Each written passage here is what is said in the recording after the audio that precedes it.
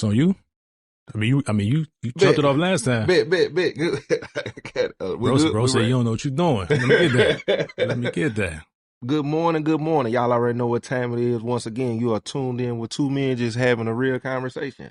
We don't got the name of the podcast, but most definitely and for sure, you're going to get you some substance. So if you got any ideas you want to give us, you can drop them in the comment section. Let us know. They count as engagement, so all they count. And most definitely, before we even get started, like, share, and hit that subscribe button. You are now tuned in. Dear Son Network. What to do? D. John's in the building. How you feeling? I feel good, man. Kids out of school today, so I don't have the ripping and running to do like I normally do. So we good, man. How you feeling? I'm great. And my Travis told me the kids was out of school today. What's it for? It wasn't cold enough days. So they got snow days built in, and if you don't use them, they start, I guess, like liquidating them over time at certain points. Oh, okay. So I think they only use 2 of maybe the 5 that they get. So yeah. I found out yesterday that my kids didn't have school today. Okay. Which made sense because my son's, the Valentine's party they had was on Wednesday, and we didn't send them with nothing. Mm-hmm. We thought Friday they would do it, but they came home yesterday. My oldest son was like, I got a 4-day weekend. I said, nah, you off Monday. Yeah. But tomorrow you... Yeah. He said, nah. I said, oh, okay. Okay. Yeah. When Travis hit me yesterday, it seemed like he got that same surprise. I think he just found out yesterday. He was like, man, they ain't got school tomorrow. So it's like they told the kids first. Yeah. But yeah, man, we locked in, man. And my guy, everybody go subscribe to the channel. Talking to my people on YouTube. They in here too. This is our what? 4th, 5th? 5th recorded, 3rd for this particular series. For this, the Unnamed series. So again, drop some comments. Some comments came through for the last couple of videos. Some decent names, but we're still looking. Yeah. And it's been good conversation, man. Good chemistry, and we plan on continue to grow. And we just sit down, and we don't really plan what we finna talk about. But normally through the week, things happen. And this week, something happened. Let's talk about it. First of all, we're talking about what you made happen. We're talking about with the world, because the world be serving us topics, but you kind of cooked up a topic yourself. Give us what the world gave us. Then I'm gonna go to the topic. The world gave us a Super Bowl, but that news cycle is kind of done with the whole Kendrick. Mm-hmm. And I'm not being dismissive. Somebody told me my tone was dismissive in the last podcast. I said I got to go back and check myself. So you dismissive to the black people, the blacks, me. Nah, never. What exactly do you feel they meant by that? I asked them. Yeah. I waited for the return. I was like, you know, I'm D. Johns, right? Yeah. Like, I won't really cooking up no controversy. Right. Anyhow, I love it though, because when they talking, they talking. Oh yeah. Any kind of conversation is good conversation, good or bad, especially when you're talking about the internet. And I'm not attached to it, so my skin thick, my head big. I done heard it all. Mine's big too. I was gonna take my head out real quick and let y'all see, but my hair ain't cut. And it's a little thin at the top. But I did come up with a hot topic, man. Hot cooking. It on fire. Cooked up. I felt like I was finna get canceled, bro. There was some comments suggesting that. I was most definitely like, but I was like, you know what? If they run off, I feel like you was never with me from the beginning, because I done said a lot of things that done, I guess, been offensive in certain areas. Yeah. But here's the flip side of that. Yeah. I just connected with you. Yeah. I said, am I down the toilet too? Oh, I ain't even up yet. They didn't flush before they peed. I'm glad you brought it up. Because when you connected to people, you got to be aware of that. I'm fine with it. This ain't haphazard. Yeah. But I hit the conversation of Section 8. And in the post, I said, I got some people that I love dearly that's on Section 8. But I said, if you've been on it for all of this time, and I said become a millionaire, but basically when I'm saying become a millionaire, I'm saying if you ain't got to a stable place in your life, I said, get out. Put them out. Then lastly, I said, Facebook, do your thing. And I put the money mark. I put the money emoji. So I'm still learning. What that mean? That meant I done it. Serve them up? Because I knew it was going to start a conversation. Okay. I said Facebook, do. I was like, ooh. Yeah, got my popcorn. I knew it was gonna go crazy, but I do feel like in context, what I was saying was, if you've been taking advantage of the system, as black people, the first thing we run to is they've been doing it. Yeah, true. But when you say they been doing it, they did it and got up. You did it and stayed in the same predicament over a course of 10 years. Why do we use they as such a convenience? Like we use they to backtrack, to backpedal out of anything that we don't want to take accountability for. Man, come on. Why is that the barometer for our life? They did it. Entitlement, man. I think it stems from we want to feel entitled to everything with no accountability whatsoever. Whatever we do is justified in the name of they. They. I never met they. I don't know who they is neither. I know who they. They be around, but I ain't never seen them. I ain't never seen them.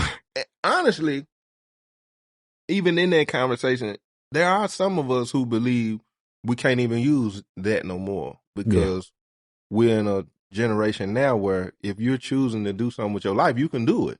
You can get up. You can become, even though we know systematic racism still exists, but we don't have those walls and gaps and bridges that's really keeping us from becoming more to that extent as it did back then. You agree? More access to information, more access to resources. And what I'm learning through,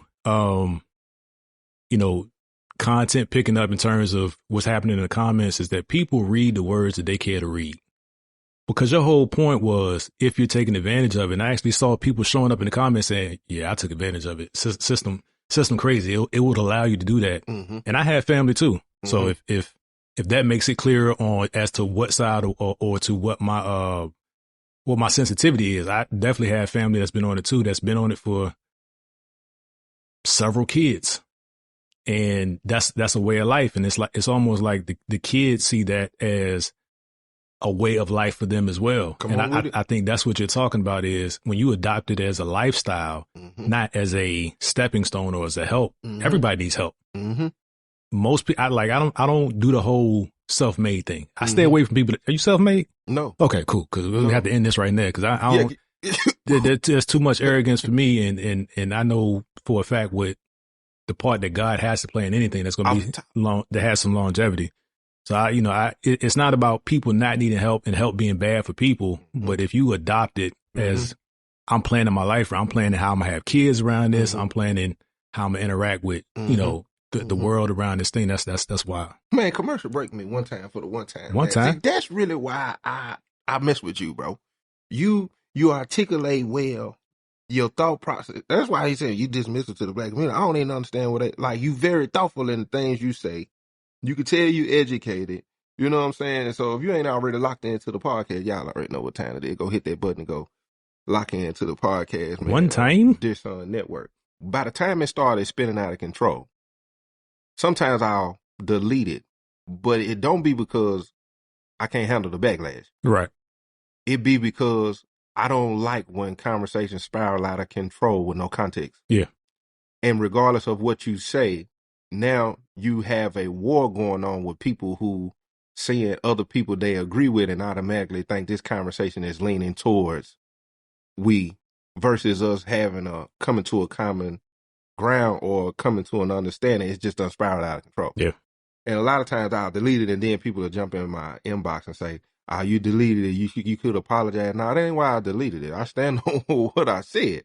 But I took the time with this one like I do sometimes. And I went through and I guess hear people out. People brought up disability. That's out of context. I never said that. What? People brought up people who are poor. It was out of context. I never said that. People brought up people with children and all of these other. I never said none of those things. I said in context. People who are taking advantage. So this is my question to you, DJ. Do you agree that it's okay to be on government assistance of any kind and it's designed to help you get ahead, but you still have the same lifestyle? You still buying Jordans, you can't afford them. You still partying, you can't afford them. You still traveling, you can't afford it. You still got all these things in your shopping cart that you can't afford it. But you've been on this government assistance for all of this time, and you're spending your money in the name of now you want to blame the system because I guess they enabled you in a sense, because now you don't even realize they forced that behavior on you. They forced that behavior on you, and now do you agree with the mindset? Ooh-wee. I thought you was going somewhere else, like they're on it and then the rug gets pulled out from under and what do they do? But you're saying that they're actually blaming the system for the mindset that they've adopted. That's wild. I actually had somebody hit me up. That is unaccountability at its finest. At its finest. That's so I can get it in a parent-child relationship where the child is totally dependent. The child has not reached an age of reason where they can think things through for themselves and understand responsibility. Mm-hmm. But as an adult, to be on that program and to blame the program for your bad behaviors,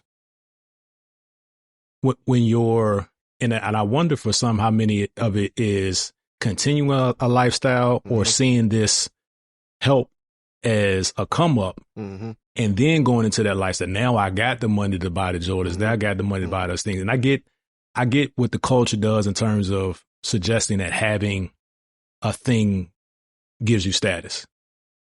Like when I got older, I bought all the Jordans that I never could have because my parents wouldn't buy. That thing, I get it. Right. But I worked.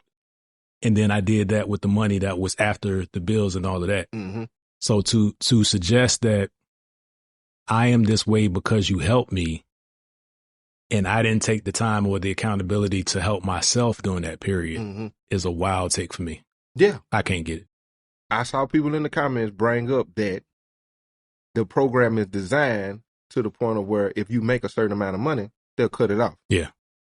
When I'm reading that, this goes to the conversation of, I guess when I was saying you should be a millionaire, not saying literally that you should be further along, they were saying that the program is not designed that way because after you, now when it comes to black folks, this is where I feel some type of way.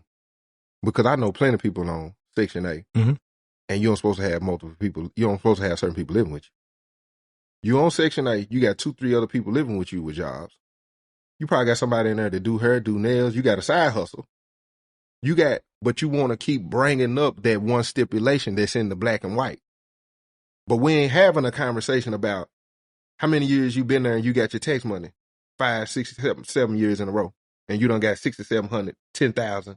And then the other 2 people living with you got. So around tax time, every year, you got about $10,000, $15,000 in the house. But before you actually get your tax, like they'll advance you this money. Yeah. The tax places will advance you $3,000 to $5,000 depending on what your situation is. And in that conversation, everybody was.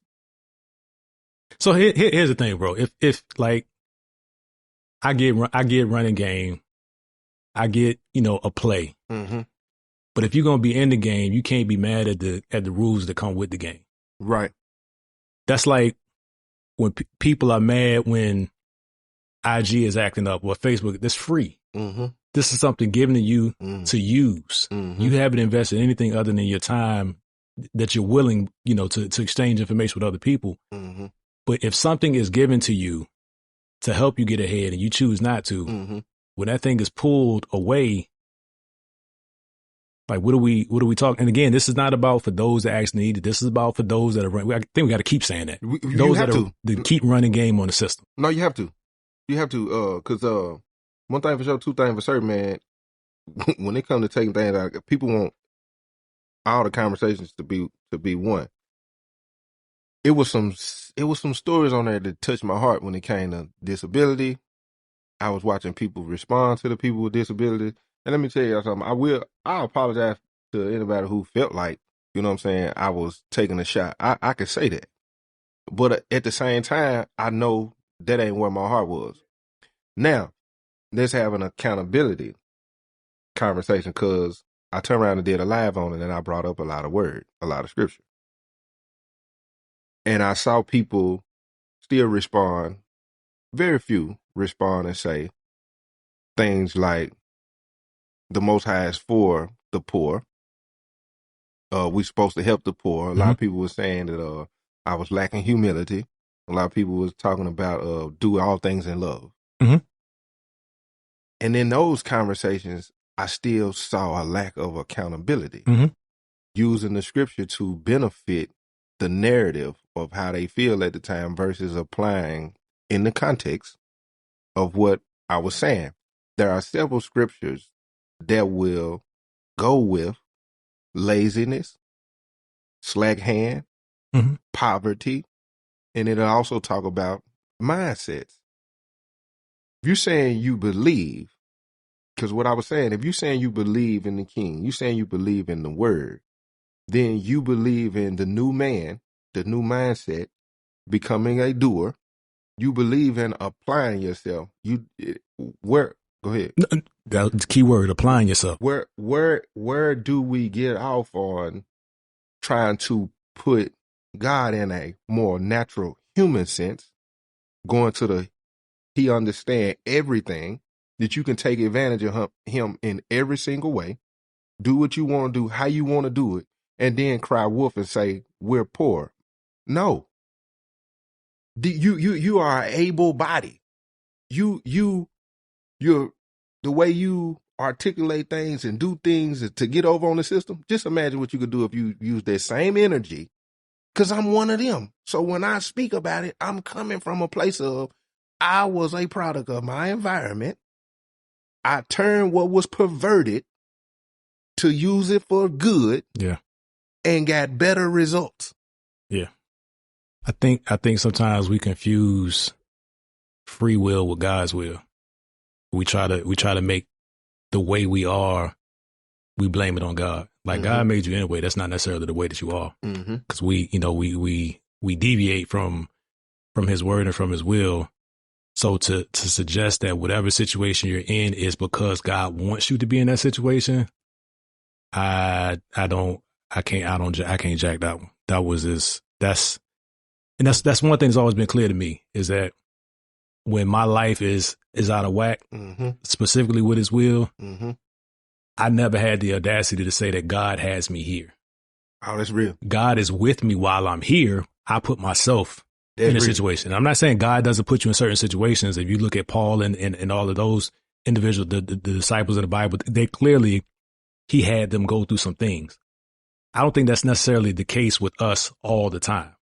Like, I made these decisions that got me where I'm at, even today. And, as we go through our conversations, people understand more about my life and how sweet it isn't. But these are, I've always had the mindset of being accountable. And maybe it's because of my foundation and my upbringing that I can't blame God for my decisions. I can ask for his help and assistance to guide me out of them, because I can't get myself out of this.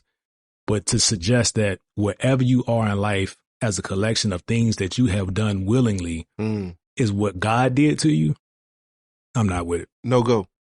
Not with it. If that's the case, then we don't think there's a consequence to disobedience. Right. Yeah. If you would have to have that conversation about your health. You would have to have that conversation about your friends. Yeah. You would have to have that conversation about your spouse. You would have to have all of these conversations and exclude not heeding. Let's just go with health. I've been drinking a lot of tea with natural herbs that help with headaches, anxiety, inflammation, a lot of things. And I can honestly say I feel better. I feel my mind is clear, my body, you know what I'm saying, my energy. And after all of these years of doing it the way I've been doing it, a lot of this stuff is not healthy for me. So to wake up and say, man, I don't feel good, and just keep doing it, how am I get to blame God for that? Versus him telling me how to eat. Same thing with my finances.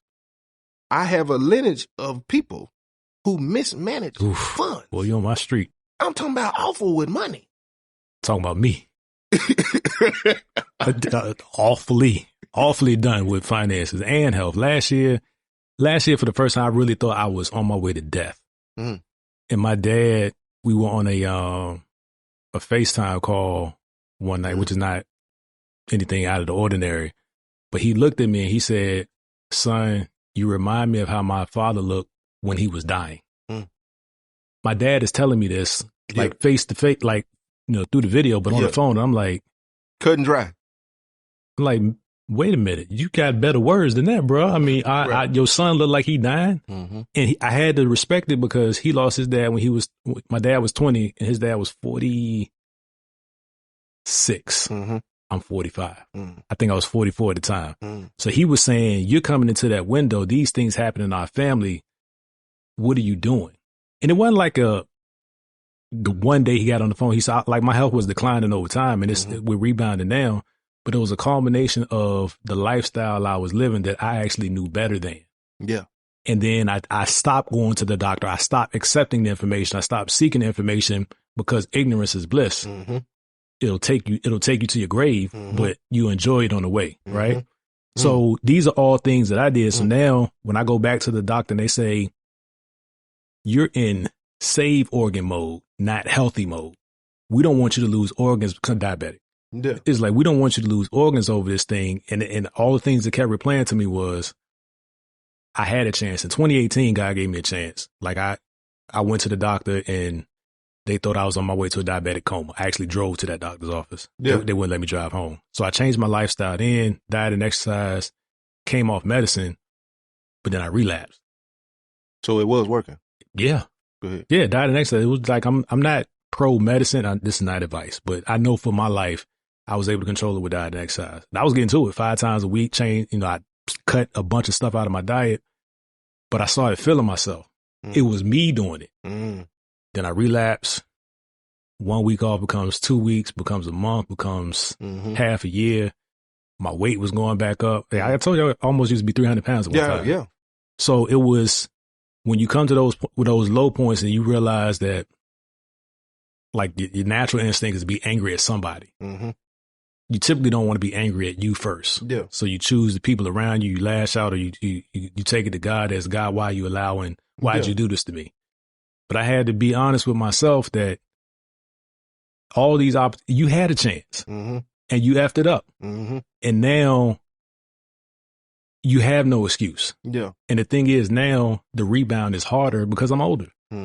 So I didn't mean to go long-winded on that, but like, that was heavy. Yeah. You never know what somebody's struggle is. And that's the thing when we're talking about that I hope people are mindful of is you're only talking about one subject at a time. So when people jump in the comments and start bringing other parts of life into it, well, are you doing this? Okay. We'll get to that at some point. But right now we're talking about this thing. So don't take this one thing and pit it against every other thing that somebody else might be doing wrong. Not for real. Yeah, that was heavy, man. I'm glad you shared that. You said you said on both roles, the finances too? Yeah, I didn't screw some. Bro. You and me both. You and me both. I mean, and to have, so me losing my employment was not on me. We got bought out by, by another company, and I was pretty much at the top of my organization. That's what happens. The company that buys you makes the decisions. We want to keep these people. So that happened. But even then, I had an opportunity to do something great. Yeah. And I chose to chill. Yeah. In my mind, I was saying, I'm going to be this entrepreneur and I'm going to do this thing. But I saw the bank account. And as foolish as it is, it didn't click to me until that number dropped below. It's like, whoa. Wait a minute. We got 3 months of money left. Whoa. Yeah. We ain't. Then my wife went back to work.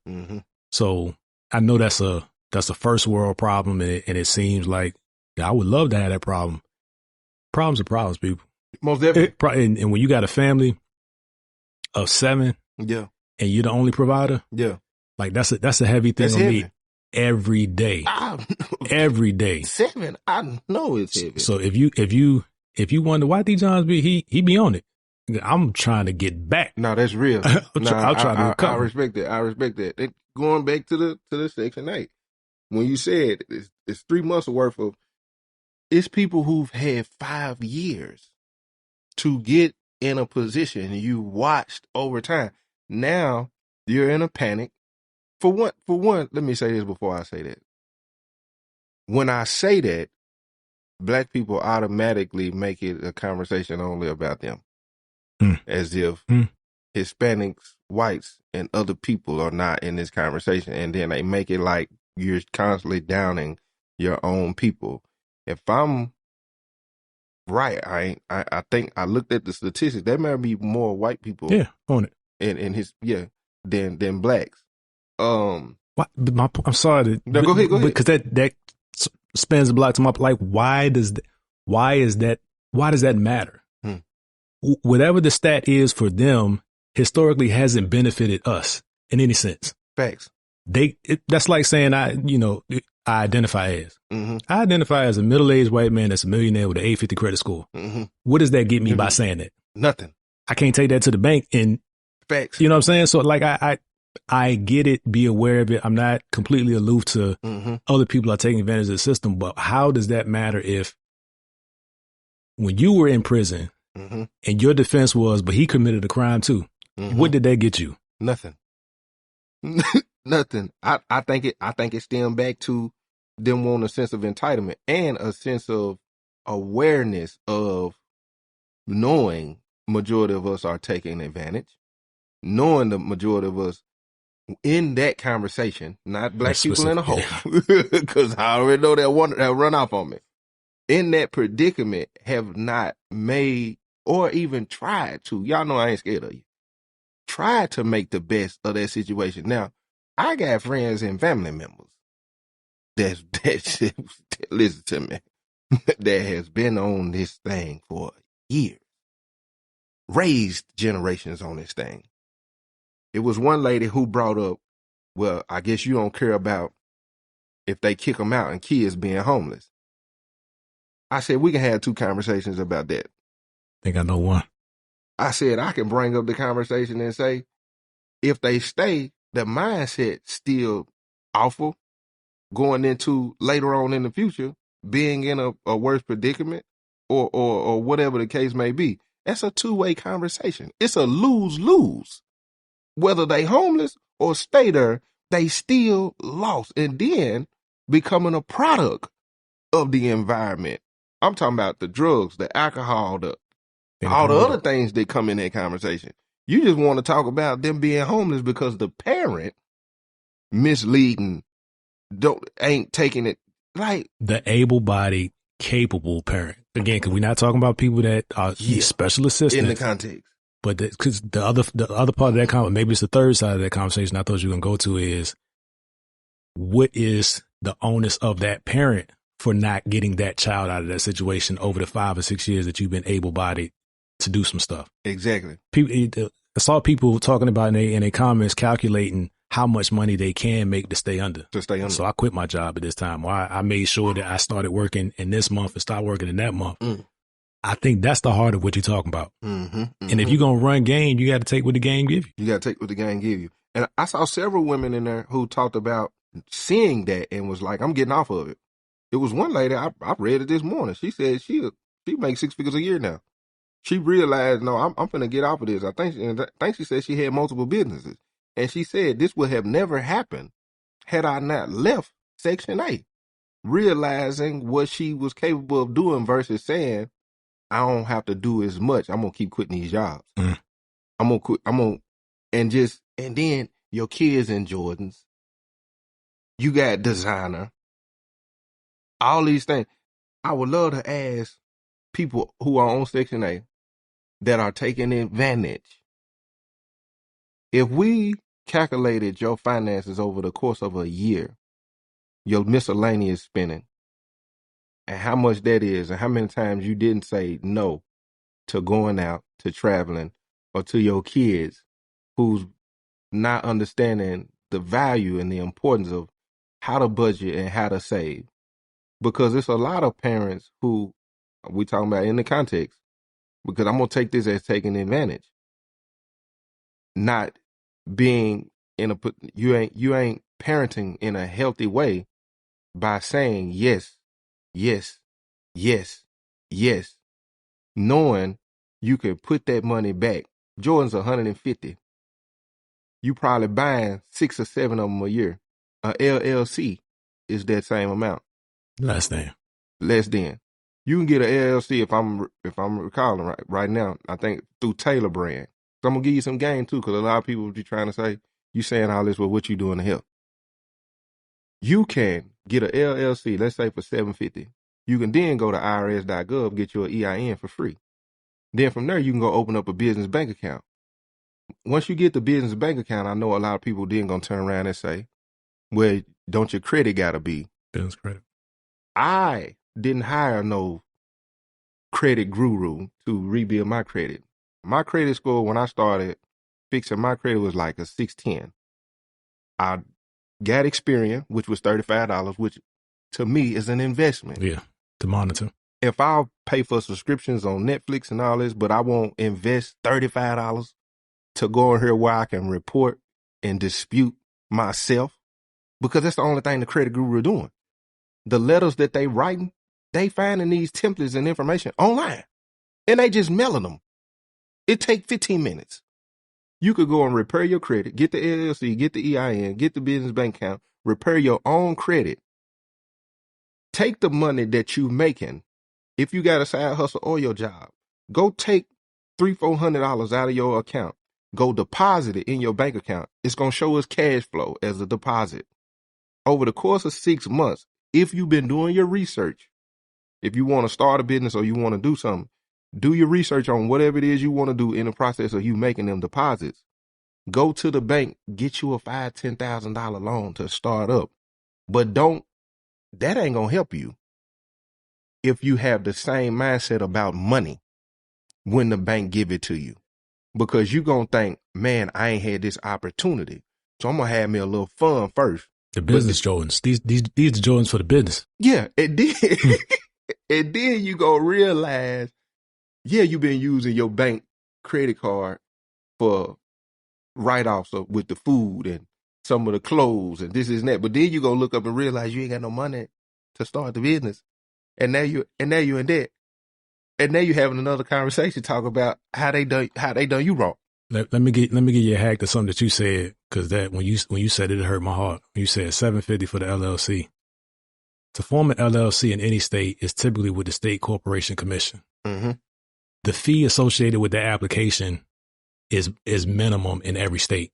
Mm. So I know in Virginia it was 100 because that's what I'm familiar with. I think in Texas it might have been somewhere between 1 and 150. Mm-hmm. Everything on top of that, with that other 750, is the company creating a form that matches the form that the state has, where you just input the information. Wow. And you gave them $500. Wow. To just input that. Only the form filed can get you the LLC. Wow. It doesn't matter who does it. It does, and then they'll sell you an embossed stamp for $300 upgrade and all. Yes. Oh yeah. Do your research. Yeah. Do your research, but so I can start that company.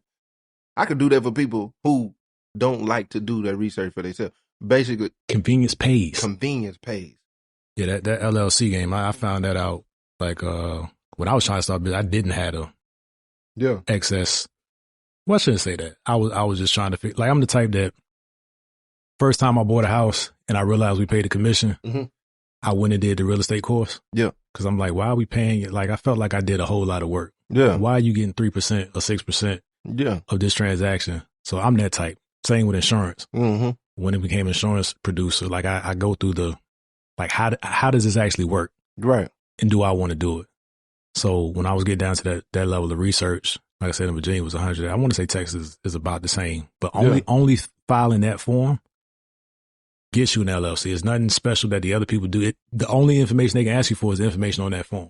Yeah. And they might ask you some other stuff to upsell you. Mm-hmm. Like I said, the embossed stamp, or you want the operating agreement, all that stuff makes sense. Mm-hmm. If you got all of that, that's cool. Yeah. Yeah. But I think I got the, what they do, like the annual filing, and they take care of what they told me. You know, they just make sure it's functioning. It was a one-time fee. Yeah. And then of course they done came up with the BOI thing. Yeah, man. The conversation about the Section 8 housing struck a nerve, man. And I do want to say, to get to the compassion part.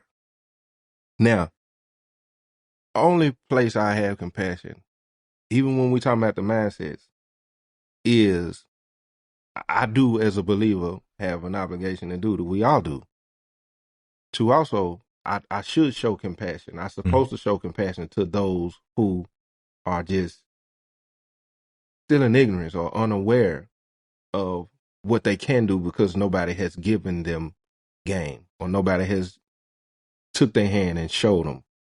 A lot of times I can be, I don't get a benefit of the doubt because I had to figure it out. Like I understand, but I didn't, when I come home, bro, I had 10 outfits for a year. I wore the same 10 outfits for 365 days. To this day, I still cut my own hair. I had 2 pair of shoes for the whole 365 days because I didn't have the mat. I knew how can I expect somebody to give me the game when I'm conscious that nobody around, everybody's a product of environment. Nobody has the game. There ain't business owners. There ain't people who financially, I see with my eyes. Yeah. Everybody's doing the exact same thing they always done. How is it that I feel some type of way, even when it comes to support? I didn't have it in my mind that my people going to support me. My mind was to reach the world. Right. So I do understand, but at the same time, I probably can come off a little harsh at times because I'm like, what is it going to take for you to wake up and realize the help ain't coming? Yeah. And for you to utilize your time. I watch YouTube and learn how to repair my credit within a period, I'm going to say about 2 to 4 hours. A lot of times that's hard for people to do now because you watching 30-second clips of nonsense, toxicity, and drama. But they do that for 2 hours. And you do it for 2 hours. Yeah. But the minute something educational come on, it seems like so hard on your flesh to receive it. So you really go get entertained. I did it.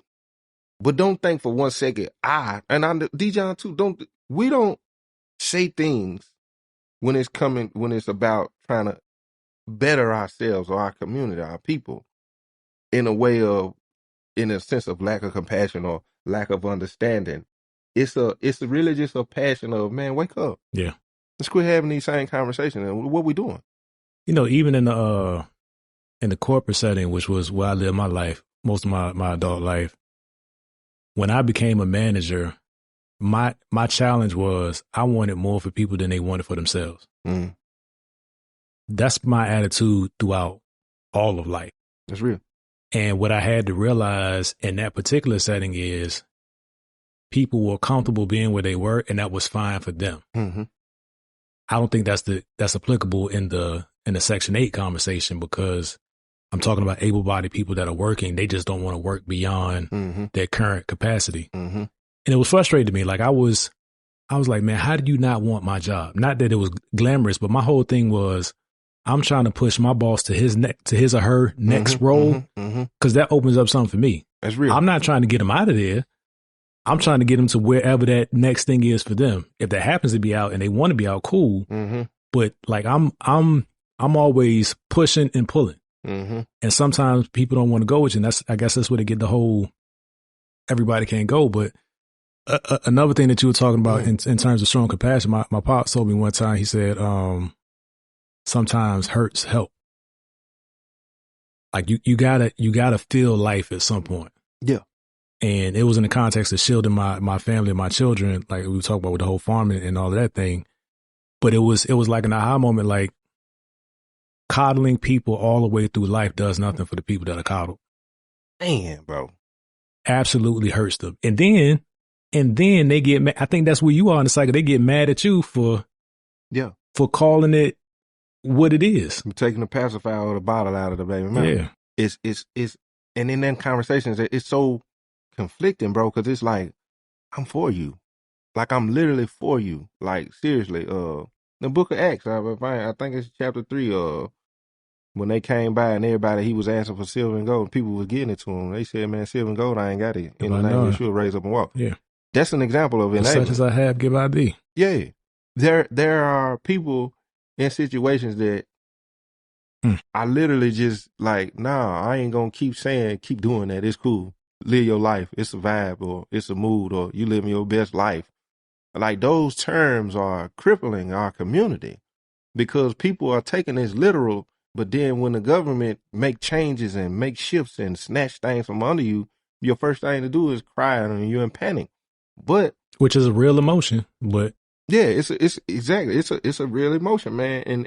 And I'm cool with taking them hits, but I don't like when people think I have a lack of compassion or humility. But sometimes when I read them and they talk about compassion, bro, I think I literally be like, that's you want to do whatever you want to do. Yeah. You don't like correction. You don't like accountability. You don't like hearing about yourself. So the first thing to do is deflect.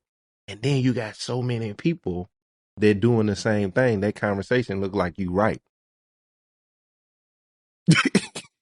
Be careful. If you always right around your squad, mm-hmm. I mean, always 100% of the time, you always right.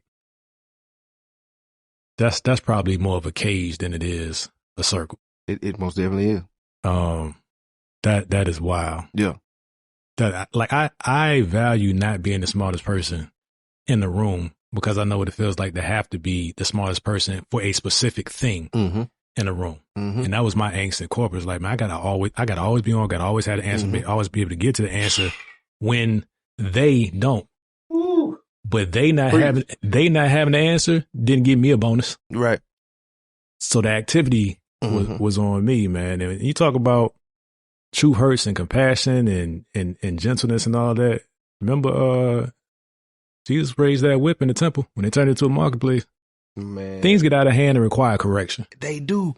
And when it comes to the word, I don't know everything. I don't want to know everything. Me neither. The conversations I do have, I feel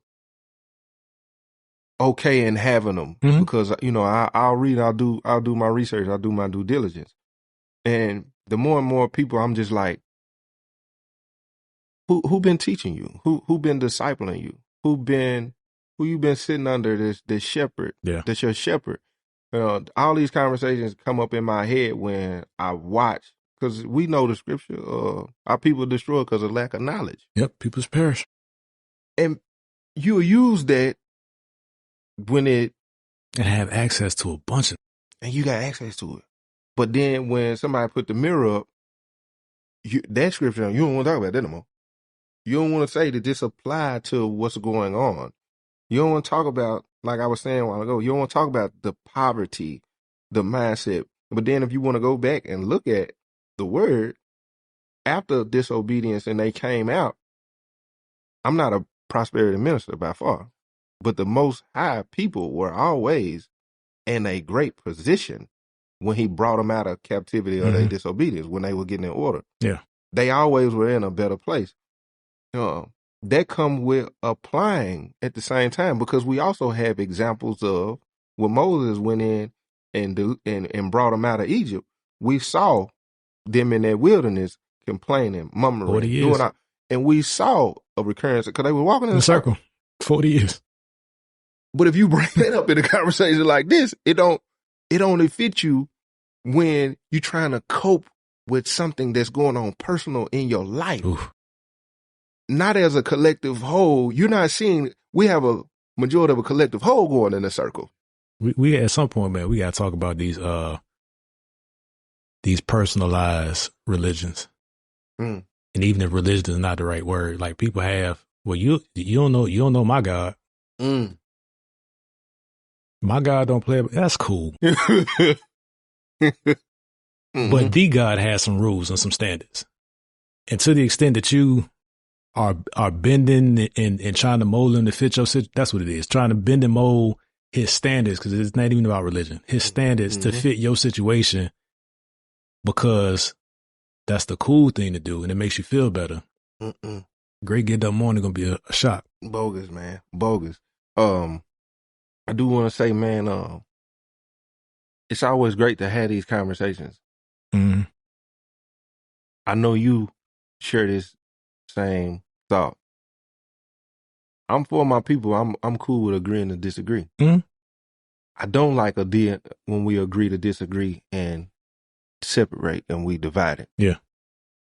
I could see something completely different from you. It does not mean we can't be together. We can have the most uncomfortable conversation. I am so big on, and maybe it come from being neglected growing up or rejection growing up or seeing that what that does. I'm big on, that was uncomfortable. I might not, well, I love you. I care about you. I don't want us to not. I'd rather not, we can just not have that conversation. Again, yeah. You know what I'm saying? We can just leave that where it's at until, unless it's a, you know what, let's revisit it and not, you know what I'm saying? I don't like having conversations that end up in canceled conversations. Yeah. Somebody should learn, or both should learn. And it's so interesting in this cancel culture. It was a man in the comments, bro said, bro, I've been riding with you for years and I be respecting a lot of stuff, but this right here, it's over with, bro. I'm following you. I'm gone. And when I looked at that, I said, I've been home for 8 years. It took one thing you disagree with and them people, I really, like I said, I don't think you were with me from the jump. It's no way, even over the course of the last few weeks we've been doing this, I feel like I'm a good judge of character when it comes, bro, you dope. Like you, likewise. Like you a solid guy. It's no way, whether we on the phone or a post or a video I seen, that I strongly disagree with something that you said, where I'll be like, man, I ain't fooling with D-John no more. Ain't no way. Bro, you have so much to offer me. I can stay away from that conversation and say, man, no, we can still feed each other as a. But here's the thing about me though, because what my responsibility is to that is I can be corrected. You just got to point to it. Because if we talking opinion for opinion, we can go a 24-hour a-thon, your opinion versus my opinion, and neither of us will back down. But that's not the point. My point, just like I used to tell my team, I don't necessarily care about you being right, because the department that I managed was always thought of like a roadblock, because we had to do things by the rules. We're a government contractor. We're spending taxpayers' dollars. So there's very specific rules that you got to abide by to do that. Somebody else that doesn't care about those rules say, hey, go do this right now. You're like, I can get it done by, you know, 72 hours. We got to go through this process.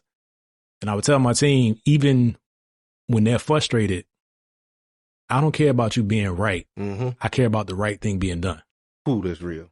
So if you have to get our internal customer to say what you've been saying the whole time so that it clicks for them, that's the win. That's the win. I know you know. That's the win. I'm not tripping off of you forcing everybody to know how smart you are. Yeah. We got to get to the right thing. That's how we get to the money. Yeah. So that's just how I kind of carry things in life. So I can be wrong, bro. And that's the thing with, like, I've heard a lot of scripture. What I'm understanding now is that scriptures are contextual too, speaking to a people at a time. I'm not saying that there's no validity for it then, but you got to, when you start proof texting, I'm going to take these words because I heard them over here and apply it to this situation, and it sound good to the person that doesn't know. I'm the type that even if I don't disagree with you right now, I'm like, man, I need to go look at that. He said that verse was in Acts. That's how I process things. I'm not gonna say, Joe, you wrong. I'm like, I think it's an Acts. Like, I don't know either. I know the verse is in there, but I'm gonna go look at it. So we can have that conversation, man. It's just I think people, and this is a common word we use, are triggered by their insecurities or their deficiencies, especially when they know they had a chance to be better than they are. If you say, yo, I got this investment, man, I need your 5. You called me 2 years ago. Yeah. You know what I'm saying? I can't be mad at, why you bringing this to me now? Right. Right. It happened now. You got to be prepared for now. So I'm, like I said, I'm very in tune with who I am and who I'm not. Yeah, and that takes maturity. It takes a lot of maturity. It takes a lot of self-evaluation. Self-evaluation is can be hard on you when you having them, when you correcting yourself. When you actually telling you know you're wrong. You know this. You know. That's the hardest part about that mirror. Yeah. And I love the mirror, man. I'm gonna ride out and end with that one, man. That mirror, The mirror is your friend. Yeah. If you having the right dialogue, it's not there. It shouldn't hurt you to tell yourself no, or you wrong, or, I don't think I would become who I am first and foremost without him. But him is the mirror. He is my mirror.